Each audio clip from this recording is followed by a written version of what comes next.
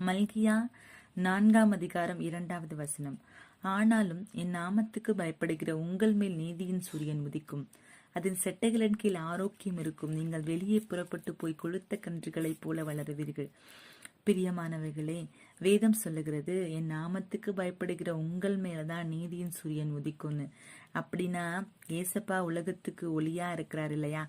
அவர்கிட்ட இருந்துதான் நானும் நீங்களும் ஒளியை பெற முடியும். நம்ம என்ன பண்ணிருப்போம், கொஞ்ச காலத்துக்கு முன்னாடி பாவத்துல இருள வாழ்ந்திருக்கலாம். ஆனா ஆண்டவராகிய ஒளி நம்ம மேல படும் பொழுது இருளிலிருந்து வெளிச்சத்துக்கு நம்ம மாறிட்டோம்.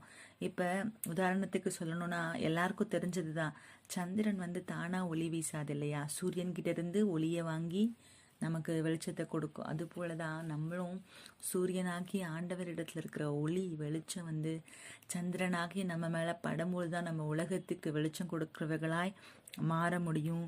வெளியே போயிட்டு செட்டைகளின் கீழ் ஆரோக்கியம் இருக்கும், நம்ம கிட்ட புறப்பட்டு போய் கொளுத்த கன்றுகளை போல நம்ம வளர முடியும். பிரியமானவர்களே, நம்மளிடத்துல எவ்வளவு வேணும், ஆண்டவரிடத்துல இருள் இல்லைன்னு நாங்க படிக்கிறோம் இல்லையா? அது போல நம்மளிடத்திலும் ஒரு காலம் இருள் காணாதபடிக்கு நம்ம எப்பொழுதுமே வெளிச்சத்தின் பிள்ளைகளா நடந்து கொள்ளணும். ஆண்டவர் அதுக்கு நமக்கு உதவி செய்வாராக. ஆமீன்.